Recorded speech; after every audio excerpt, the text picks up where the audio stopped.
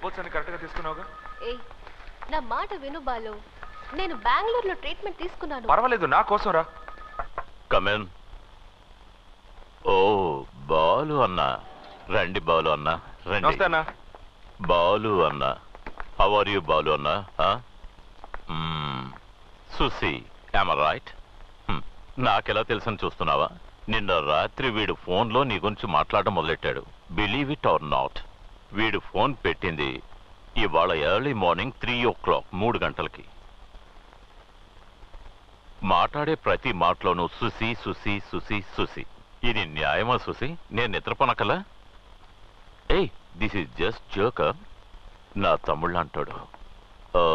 కానీ ఇప్పుడు మెంటల్గా చాలా డిస్టర్బ్ అయ్యాడు. సుసి, నీ మెడికల్ రిపోర్ట్స్ ఇవ్వు. ఇదిగోనన్నా. Sit down. కూర్చో Susi, please.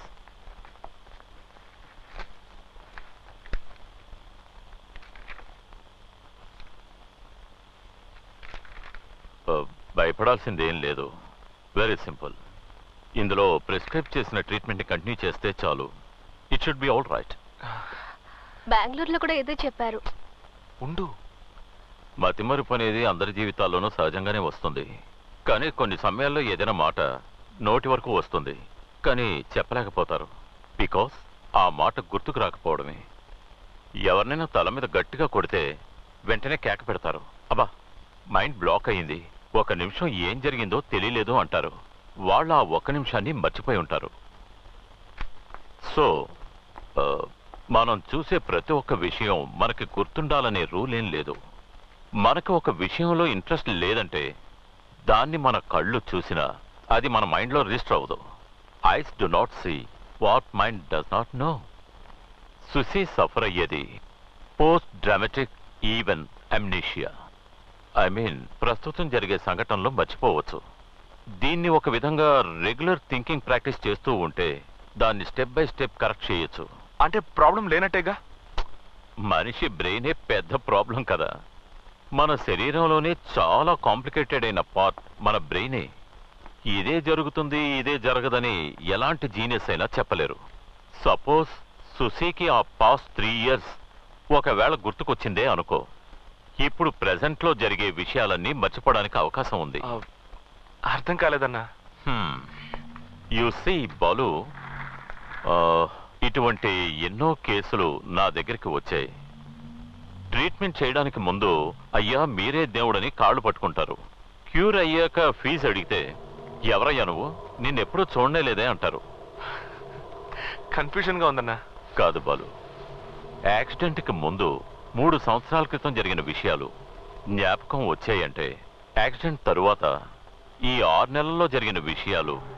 For example, Susi మెడ్రాస్కి వచ్చింది, ఇక్కడ అందరితో మెలిగింది, ఇవన్నీ మర్చిపోవడానికి అవకాశం ఉంది. ఒక మాటలో చెప్పాలంటే నిన్ను కూడా మర్చిపోవచ్చు.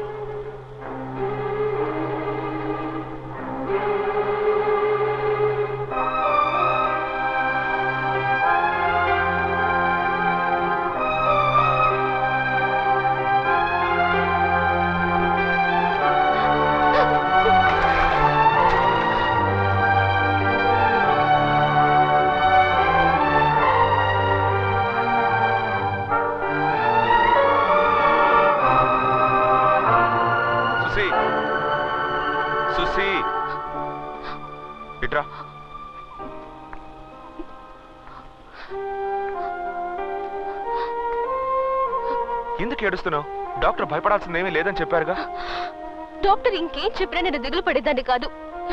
అంతెందుకు తొందరలో నేను చచ్చిపోతానని దిగులు పడేదాన్ని కాదు. కానీ నేను మర్చిపోతానని చెప్పారు చూడు, అదే తట్టుకోలేకపోతున్నాను.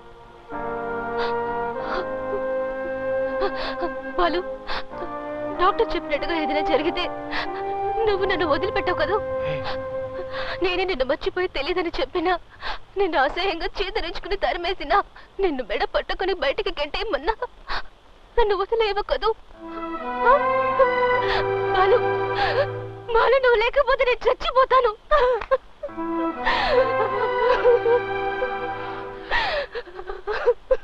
సుసి, సుసి, ఏడవకు. ఎందుకు ఏడుస్తున్నావు?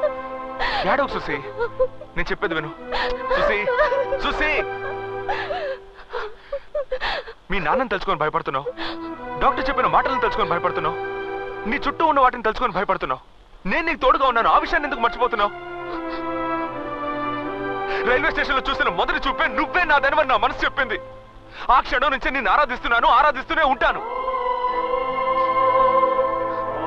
మీ నాన్నే కాదు, ఆ దేవుడే దిగొచ్చినా సరే నిన్ను నా నుంచి ఎప్పటికీ విడదలేడు సుసి.